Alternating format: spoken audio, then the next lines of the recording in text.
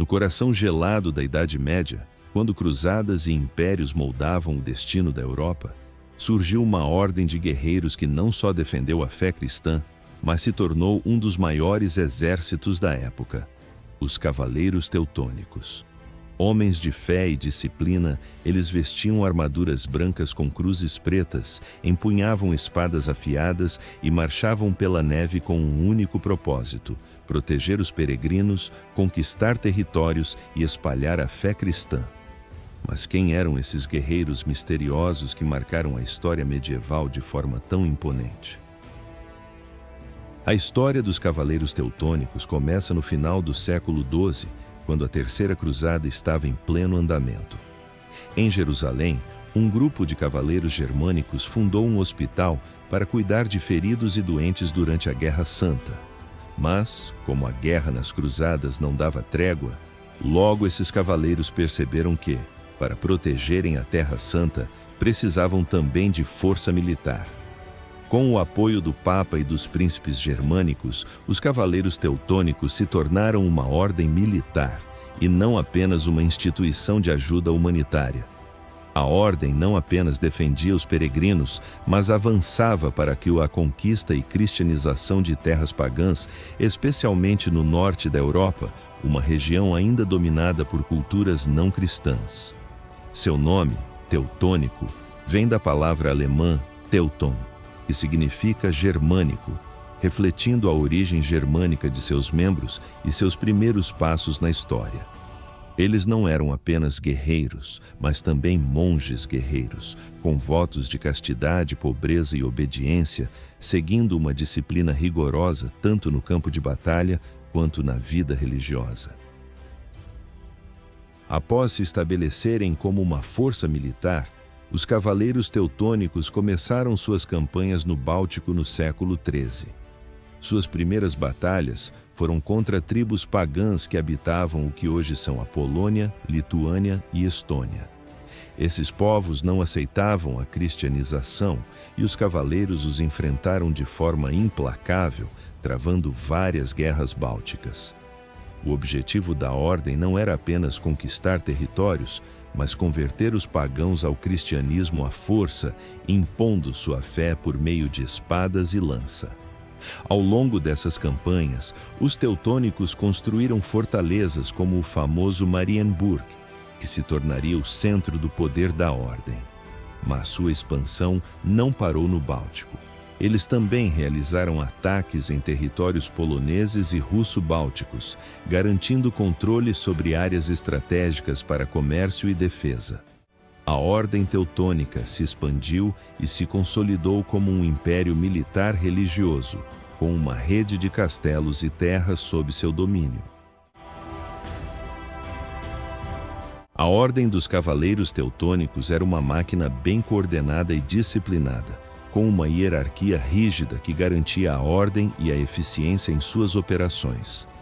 No topo estava o grão-mestre, responsável pela liderança geral da ordem.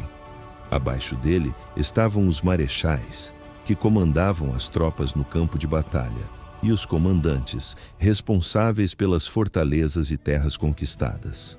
O treinamento dos cavaleiros começava na juventude. Eles passavam por uma formação militar intensa, que incluía combate corpo a corpo, cavalaria e também um estudo profundo da doutrina religiosa, já que eram, ao mesmo tempo, monges. Os cavaleiros tinham que seguir o código de conduta teutônico, com regras rígidas sobre lealdade, coragem e honra. Este código de conduta garantiu que as ações da ordem fossem sempre realizadas de acordo com um ideal de pureza e obediência. Cada cavaleiro jurava lealdade não apenas à sua espada, mas à fé cristã, tornando-se um símbolo de devoção e disciplina. O ponto de virada para a Ordem Teutônica aconteceu na Batalha de Grunwald, em 1410, um dos maiores confrontos da Idade Média. Naquela época, os cavaleiros teutônicos enfrentaram uma aliança formidável entre o Reino da Polônia e o Grão-Ducado da Lituânia. A batalha foi um marco, não apenas pela quantidade de soldados envolvidos, mas pela intensidade das estratégias e pelo simbolismo da luta. Os teutônicos, com sua formação rígida e experiência militar, estavam confiantes da vitória. No entanto, a aliança polonês-lituana era numericamente superior e usou táticas de combate mais flexíveis. Ao longo de um dia sangrento, os cavaleiros foram cercados e derrotados. Grunwald marcou o fim do domínio teutônico no Báltico e o início do declínio da sua grandeza. Apesar da vitória, a Polônia e a Lituânia não conseguiram exterminar a Ordem, mas o golpe foi forte o suficiente para enfraquecer seu poder na região. A batalha ficou famosa pela estratégia da aliança e pela derrota imprevista da Ordem, que até então era considerada inexpugnável. Após a derrota em Grunwald, a Ordem Teutônica entrou em um período de declínio.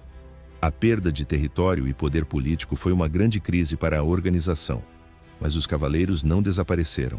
A Ordem foi forçada a se reestruturar e parte de seu território foi cedido à Prússia e outras potências da região. No entanto, a Ordem ainda manteve algum poder na região do Báltico, especialmente por meio de suas fortalezas e castelos. Ao longo dos séculos seguintes, a Ordem Teutônica se transformou. Eles deixaram de ser uma força militar de combate para se tornar uma organização religiosa com grande influência em áreas políticas e culturais, especialmente na Alemanha e na Polônia. Hoje, os cavaleiros teutônicos são lembrados não apenas como guerreiros, mas como símbolos de coragem, disciplina e fé.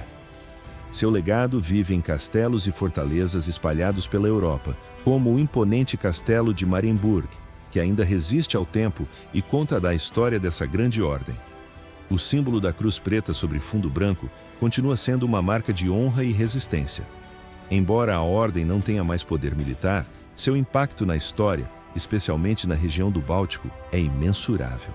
A história dos cavaleiros teutônicos continua a ser contada em filmes, livros e documentários, mantendo vivas a memória desses guerreiros de fé que marcharam pelas terras geladas com coragem e um propósito imenso: defender a fé e expandir a cristandade.